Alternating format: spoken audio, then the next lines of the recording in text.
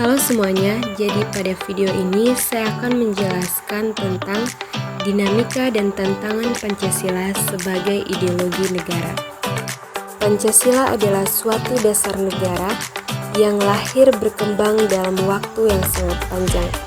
Pancasila bersumber dari adat istiadat, agama, dan cara pandang manusia, sehingga nilai-nilai dari Pancasila sudah diakui oleh kebenarannya dan diangkat menjadi dasar negara Indonesia. Dinamika Pancasila sebagai ideologi negara. Jepang menjajah Indonesia kurang lebih 3,5 tahun, yang awalnya Jepang membuat kebijakan politik yang dimaksudkan agar bangsa Indonesia termasuk salah satu kekuatan Jepang. Jepang membuat BPUPKI pada tanggal 1 Maret 1945, dan melalui badan inilah para pemimpin Indonesia merancangkan sebuah dasar negara. Sebagai dasar negara Indonesia muncul, dan dalam periode ini pemikiran mengenai Pancasila sebagian besar bersifat ideologis. Dinamika Pancasila sebagai ideologi negara pada masa pemerintahan Presiden Soekarno. Pancasila sebagai ideologi dalam masa pemerintahan Presiden Soekarno, sebagaimana yang kita ketahui bahwa Soekarno termasuk salah seorang perumus Pancasila dan juga ia yang memberi nama pada Undang-Undang Dasar Negara. Yang berikut pada masa pemerintahan Presiden Soeharto. Pancasila sebagai ideologi pada masa pemerintahan Soeharto diletakkan pada kedudukan yang sangat kuat melalui TAP MPR nomor 11/1978 tentang pemasyarakatan P4. Pada masa Soeharto ini pula, ideologi Pancasila menjadi asas tunggal bagi seluruh organisasi politik pendidikan Pancasila di perguruan tinggi. Yang berikut pada masa reformasi. Pada masa reformasi masih mengalami pasang surut, yakni enggannya para penyelenggara negara mewacanakan tentang Pancasila, bahkan berakhir pada hilangnya di kurikulum nasional. Yang berikut tantangan Pancasila sebagai ideologi negara. Sejalan dengan berjalannya sebuah negara Indonesia, ideologi Pancasila yang terbentuk mengalami ujian dan dinamika dari sebuah sistem politik. Dimulai dengan sistem demokrasi liberal yang dianut pada masa setelah Indonesia merdeka. Pembentukan negara serikat sistem liberal pada UUD 1945 dan juga peristiwa G30 SPKI.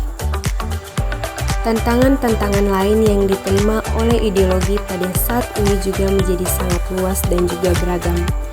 Contohnya, yang pertama, beragam banyak agama Indonesia yang terkadang menjadi alasan memicu konflik horizontal antar umat agama. Yang kedua, ekonomi yang mulai berpindah dari sistem kekeluargaan. Contohnya pasar tradisional menjadi sistem kapitalisme, di mana keuntungan merupakan tujuan utama. Yang ketiga, paham komunisme, liberalisme, dan juga terorisme. Dan juga masih banyak lagi hal dalam kehidupan warga negara Indonesia yang dipengaruhi oleh informasi yang begitu mudah dan cepat tersebar. Tantangan terhadap Pancasila sebagai ideologi negara ini dipengaruhi oleh faktor eksternal dan juga faktor internal. Yang pertama, faktor eksternal.